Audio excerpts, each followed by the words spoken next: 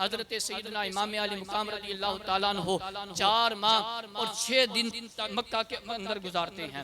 4 ماہ اور 6 دن مکہ مکرمہ کے اندر گزارتے ہیں۔ 8 ذی الحجہ کو پھر آپ مکہ مکرمہ سے کربلا کی طرف سفر کرتے ہیں۔ 8 ذی الحجہ پتہ ہے آپ کو کون سا دن ہوتا ہے؟ وہ دن ہوتا ہے کہ جس دن حاجی مینا کے اندر جاتے ہیں اور حج کی تیاری کرتے ہیں حضرات محترم۔ لیکن حسین ابن علی نے اس حج سے بھی بڑا حج کیا ہے کہ اپنے نانے کے دین کے اوپر پیرا دیا۔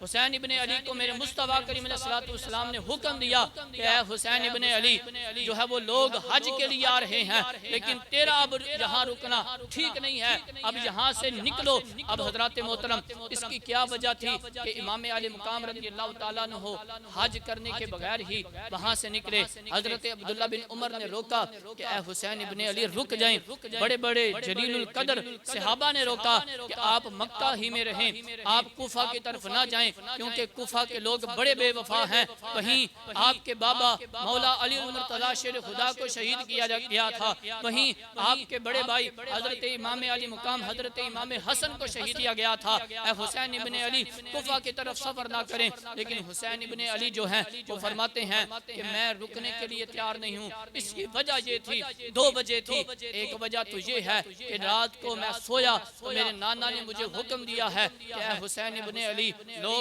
حج کے لیے آ رہے ہیں لیکن اب تیرا یہاں رکنا ٹھیک نہیں ہے، جلدی سے یہاں سے جو ہے وہ روانہ ہو جاؤ۔ اور دوسری وجہ یہ تھی کہ امام علی مقام رضی اللہ تعالیٰ عنہ تک یہ خبر پہنچی تھی کہ یزید پلید نے 30 آدمیوں کو احرام حج پہنا کر حاجیوں کے اندر بھیج دیا ہے اور وہ حضرت امام علی مقام رضی اللہ تعالیٰ عنہ کو شہید کرنے کے در پہ تھے۔ تو امام علی مقام رضی اللہ تعالیٰ عنہ نے فرمایا کہ میں نہیں چاہتا کہ حسین ابن علی کی وجہ سے یہ حرم پاک کیا جو بنا ہوا قانون ہے وہ ٹوٹ جائے، میں نہیں چاہتا۔ اور میرے نانا کا فرمان بھی ہے ایک وقت ایسا آئے گا کہ لوگ مکہ میں ایک دوسرے کو قتل کریں گے، تو مکہ میں قتل عام کرنے والوں پر حضور نے ناراضگی کا جو ہے وہ اظہار فرمایا ہے، تو میں اپنے نانا کو ناراض نہیں کرنا چاہتا۔ حضرات محترم حضرت امام علی مقام رضی اللہ تعالیٰ عنہ گویا آپ یہ فرما رہے ہیں مجھے جانا پڑے گا حرمت قرآن کی خاطر، مجھے جانا پڑے گا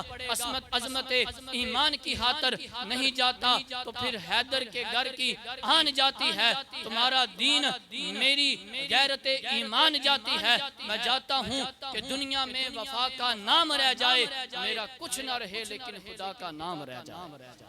مجھے یہاں سے سفر کرنا پڑے گا اس لیے کہ میں خدا کا نام باقی رکھنا چاہتا ہوں۔ حضرات محترم پھر حضرت امام علی مقام رضی اللہ تعالیٰ عنہ 4 ماہ اور 6 دن جو ہے وہ مکہ کے اندر گزار کر پھر آپ جو ہے وہ کربلا کی طرف سفر شروع کرتے ہیں۔ تو آپ مکہ مکرمہ سے چلے تو بوستان ابن عامر میں پہنچے، پھر وہاں سے سالبیہ میں پہنچے اور سالبیہ سے سرات پہنچے، سرات سے ویسیہ پہنچے اور وہاں سے چلتے چلتے منزل با منزل 2 محرم الحرام کو کربلا کے میدان کے اندر جب پہنچتے ہیں تو گھوڑوں کے قدم رک گئے، سواریاں رک گئیں، اب قافلہ رک گیا ہے، سواریاں جو ہیں وہ ایک قدم بھی آگے نہیں بڑھا رہی۔ تو حضرات محترم ایک گزرنے والے سے امام علی مقام پوچھتے ہیں ما اسم هذه الارض، اس زمین کا کیا نام ہے؟ تو وہ گزرنے والا کہتا ہے هذا الارض کرب و بلاء،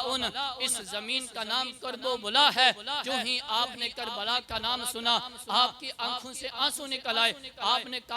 قافلے والوں سے فرمایا کہ اے قافلے والے رک جاؤ، ہماری منزل یہی ہے، یہیں پر جو ہے وہ خیمے لگا دیے جائیں کیونکہ یہی وہ زمین ہے جس کی خبر میرے نانا مصطفیٰ نے دی تھی، یہی وہ زمین ہے کہ جس کی مٹی میرے نانا مصطفیٰ نے نانی ام سلمہ کو دی تھی کہ جس دن یہ مٹی سرخ ہو جائے اس دن سمجھ لینا کہ میرا نواسہ کربلا کے میدان کے اندر شہید کر دیا گیا ہے۔ اور یہی وہ زمین ہے کہ جس کی خبر میرے بابا علی المرتضی نے دی تھی۔ حضرات یہی ہمارے خیمے لگیں گے، یہی ہمارے ڈیرے لگیں گے، یہی ہمارے خون بہیں گے، یہی ہمارے مقتل بنیں گے اور یہی ہماری قبریں بنیں گے۔ حسین ابن علی نے فرمایا کہ یہی وہ زمین ہے کہ جہاں پر ہمارے مقتل بنیں گے، یہیں پر ہماری قبریں بنیں گی، اسی وجہ سے ہمارے گھوڑے جو ہیں، ہماری سواریاں جو ہیں وہ ایک قدم بھی آگے نہیں بڑھا رہی۔ تو حضرات محترم پھر جو 6-7 دن بچتے ہیں، ان 6-7 دنوں کے اندر ایک دوسرے کی طرف سے پیغام آتے رہے،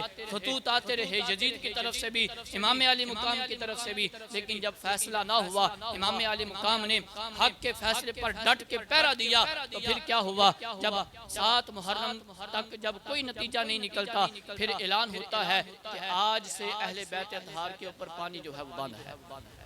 نہر فرات کے اوپر پہرا لگا دیا جاتا ہے کہ اہل بیت اطہار کو ایک قطرہ، ایک بوند بھی پانی کو نہیں دی جائے گی۔ حضرات محترم 9 محرم بوقت عصر عمر بن سعد یزید کا سپہ سالار آیا۔ اب خدا کی بے نیازی ہے، عمر بن سعد ہے، یہ میرے مصطفیٰ کریم علیہ السلام کے صحابی حضرت سعد بن ابی وقاص رضی اللہ تعالیٰ عنہ کا بیٹا تھا۔ یہ اللہ کی بے نیازی ہے کہ ادھر باپ جو ہے وہ جنتی ہے لیکن بیٹا جہنمی ہے، باپ نبی کا وفادار ہے لیکن بیٹا غدار ہے، باپ نبی کے لیے لڑتا رہا ہے لیکن بیٹا جو ہے وہ نواسہ نبی سے لڑ رہا ہے، باپ نبی کے لیے تلوار چلاتا رہا لیکن بیٹا نواسہ نبی کے لیے تلوار چلا رہا ہے، باپ نبی کے لیے تیر چلاتا رہا لیکن بیٹا جو ہے وہ نواسہ نبی کے لیے تیر چلا رہا ہے۔ الغرض باپ نبی کے لیے خون بہاتا رہا، اب بیٹا نواسہ نبی کا خون بہا رہا ہے۔ اب وہ آ کے حضرت امام علی مقام سے کہتا ہے کہ اے حسین ابن علی، 2 ہی باتیں ہیں،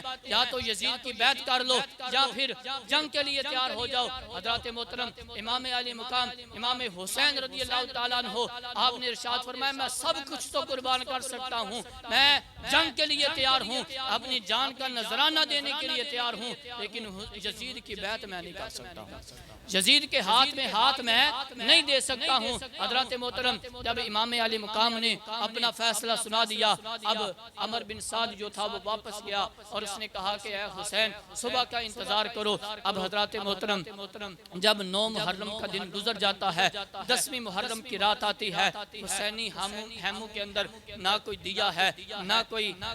روشنی ہے، حسینی خیموں کے اندر قرآن کی تلاوت ہو رہی ہے، اللہ تبارک و تعالیٰ کی بارگاہ میں سجدے کیے جا رہے ہیں، عبادات کی جا رہی ہیں۔ ادھر میرے مصطفیٰ کریم علیہ السلام کے نواسے کو خبر پہنچ جاتی ہے۔ حضرات محترم امام علی مقام امام حسین رضی اللہ تعالیٰ عنہ آپ سب قافلے والوں کو جمع کرتے ہیں اور فرماتے ہیں اے صحاب رسول، اے تابعین، اے ایمان والو، اے میرے نانا کے غلاموں، میں تمہیں سچی اور واضح بات جو ہے وہ صاف تمہارے سامنے کرنا چاہتا ہوں کہ کل کا جو دن آئے گا اس دن کے اندر مجھے شہید کر دیا جائے گا، جتنے میرے ساتھ ہوں گے ان کو بھی شہید کر دیا جائے گا۔ میں تم میں سے کسی کے ساتھ ناراض نہیں ہوں، تم میں سے جو چاہتا ہے وہ واپس چلا جائے، میں کسی کے ساتھ ناراض نہیں ہوں گا۔ لیکن حضرات محترم جب سب نے حضرت امام علی مقام کا یہ خطاب سنا، آپ کا یہ بات سنا، تو سب نے کہا کہ امام علی مقام امام حسین رضی اللہ تعالیٰ عنہ، ہم خدا کی قسم ایسا کبھی نہیں کر سکتے ہیں، ہم آپ کے قدموں کے اوپر اپنی گردنیں کٹا دیں گے، شہادت کا درجہ پائیں گے، اپنا خون بہائیں گے، مگر کبھی بھی آپ کے ساتھ بے وفائی نہیں کریں گے، آپ کو اس مشکل وقت کے اندر اکیلا نہیں چھوڑیں گے، ہم ہر حال میں آپ کے ساتھ رہیں گے۔ جب آپ نے ان کی یہ وفا دیکھی، ان کا اصرار دیکھا، ان کا جذبہ دیکھا، جوہر امامت بے نقاب ہوا، حضرت سیدنا امام علی مقام جو کہ جنتی نوجوانوں کے سردار ہیں اور کربلا کے میدان کے اندر سارے نوجوان تھے، امام علی مقام کی امامت جوش کے اندر آئی۔ امام علی مقام نے ارشاد فرمایا میرے ساتھیوں اوپر دیکھو، سب اوپر دیکھتے ہیں